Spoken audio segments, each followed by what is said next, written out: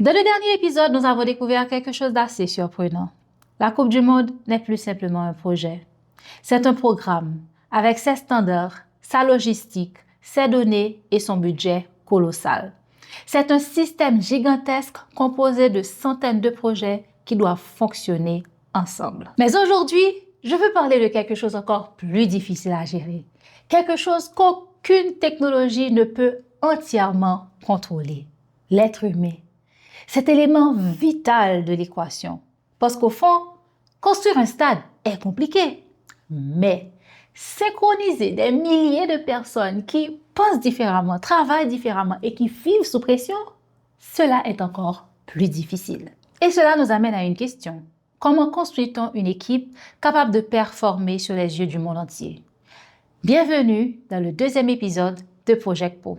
Je suis Marie-Eva Daniel, gestionnaire de projet certifié PMP, et c'est un plaisir pour moi d'être avec vous une fois de plus.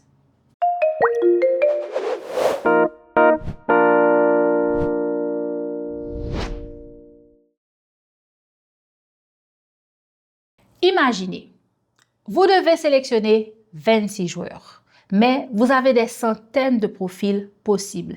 Certains joueurs évoluent dans des grands championnats, d'autres connaissent déjà l'équipe, d'autres encore sont individuellement brillants. Mais aucun sélectionneur ne construit une équipe uniquement avec les meilleurs noms, parce qu'un groupe performant n'est pas forcément composé des meilleurs individus. Et l'histoire du football nous l'a prouvé plus d'une fois. Exemple numéro 1, Brésil 82. Le Brésil de 1982 reste l'un des plus grands paradoxes de l'histoire du football.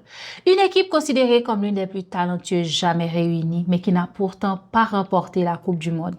Avec des stars comme Zico, Socrates, Falcao et Eder, cette Seleção a offert un football d'une beauté rare.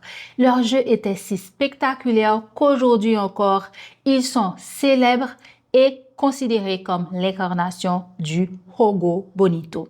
Pourtant, malgré cette supériorité technique et esthétique, ils ont été éliminés par l'Italie lors d'un match devenu mythique. Le Brésil 82 symbolise ainsi l'idée que les meilleurs joueurs ne garantissent pas toujours la victoire et que le football peut parfois récompenser l'efficacité plutôt que la beauté. Exemple numéro 2, le Real Madrid des années Galacticos. Zidane, Ronaldo, Beckham, Figo, Roberto Carlos. Probablement l'une des plus grandes concentrations de talent de l'histoire moderne. Et pourtant, malgré ces stars, l'équipe n'a pas dominé l'Europe comme prévu. 3 saisons consécutives sans trophée. Pourquoi? Parce que le talent ne garantit pas toujours la cohésion. Parce que même les meilleurs joueurs du monde peuvent échouer s'ils ne s'intègrent pas dans un système, un rôle, une vision commune. C'est donc ici que commence le vrai travail des ressources humaines. Le recrutement, mais pas le recrutement classique. Le recrutement sous pression. Car la vraie question n'est pas qui est le meilleur joueur, mais qui peut performer dans ce système, qui comprend son rôle, qui accepte de servir le collectif, qui garde son calme sous pression, qui élève le niveau du groupe. Et cette logique dépasse le football. En ressources humaines, on appelle ça le culture fit. S'assurer que l'individu n'est pas seulement talentueux, mais qu'il adhère à la vision collective. Et c'est exactement cela que nous a montré l'exemple de Paolo Rossi. Suspendu pendant 2 ans par la justice sportive italienne dans le cadre du scandale Totonero, une affaire de paris illégaux et de matchs truqués, il est rappelé par le coach Enzo Persoz, quelques semaines avant la Coupe du Monde de 1982. Mais à ce moment-là, il n'avait presque pas joué pendant 2 ans. Il n'était pas en forme optimale. Beaucoup critiquaient son retour, mais Enzo Persoz, le sélectionneur, croyait en lui. Non pas parce qu'il était le plus spectaculaire, mais parce qu'il cochait toutes les cases que Enzo Persoz recherchait. Un attaquant discipliné, capable de jouer simple, de comprendre un plan de jeu rigoureux, de saisir la moindre occasion et de rester calme sous pression. Rossi incarnait ce profil rare. Et de fait, il a porté l'Italie jusqu'au titre mondial en 1982 en étant décisif à chaque moment clé. Leçon de gestion de projet numéro 1. Le talent attire l'attention. L'alignement crée les résultats. Dans beaucoup de projets, on recrute souvent les meilleurs CV pour découvrir après qu'ils ne savent pas travailler ensemble. Maintenant, prêtons attention au contexte de plus près.